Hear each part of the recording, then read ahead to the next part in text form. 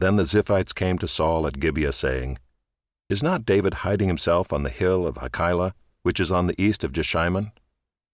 So Saul arose, and went down to the wilderness of Ziph with 3,000 chosen men of Israel to seek David in the wilderness of Ziph. And Saul encamped on the hill of Hachilah, which is beside the road on the east of Jeshimon. But David remained in the wilderness.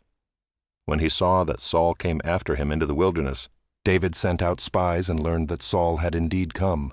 Then David rose and came to the place where Saul had encamped. And David saw the place where Saul lay, with Abner the son of Ner, the commander of his army. Saul was lying within the encampment, while the army was encamped around him. Then David said to Ahimelech the Hittite, and to Joab's brother Abishai the son of Zeruiah, Who will go down with me into the camp to Saul? And Abishai said, I will go down with you. So David and Abishai went to the army by night.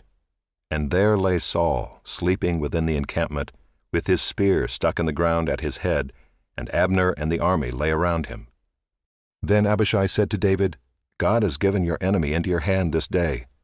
Now please let me pin him to the earth with one stroke of the spear, and I will not strike him twice.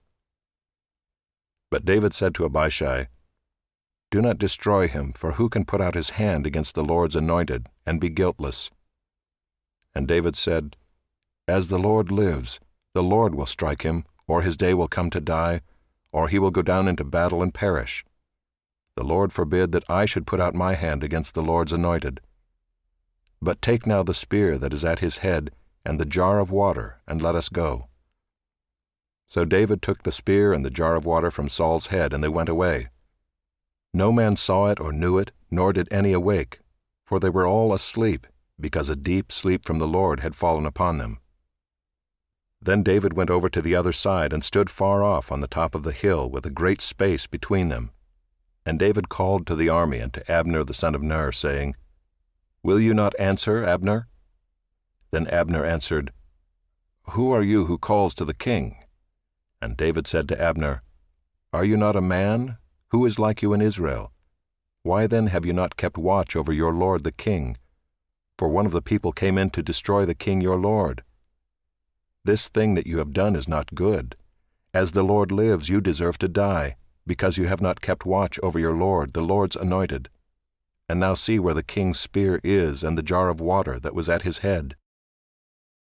Saul recognized David's voice and said, Is this your voice, my son David? And David said, It is my voice, my lord, O king. And he said, Why does my lord pursue after his servant? For what have I done? What evil is on my hands? Now therefore let my lord the king hear the words of his servant. If it is the Lord who has stirred you up against me, may he accept an offering. But if it is men, may they be cursed before the Lord, for they have driven me out this day that I should have no share in the heritage of the Lord, saying, Go, serve other gods. Now therefore let not my blood fall to the earth away from the presence of the Lord. For the king of Israel has come out to seek a single flea like one who hunts a partridge in the mountains. Then Saul said, I have sinned. Return, my son David, for I will no more do you harm, because my life was precious in your eyes this day. Behold, I have acted foolishly, and have made a great mistake. And David answered and said, Here is the spear, O king. Let one of the young men come over and take it. The Lord rewards every man for his righteousness and his faithfulness. For the Lord gave you into my hand today, and I would not put out my hand against the Lord's anointed.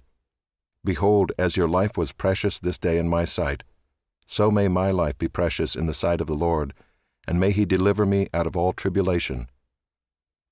Then Saul said to David, Blessed be you, my son David. You will do many things and will succeed in them.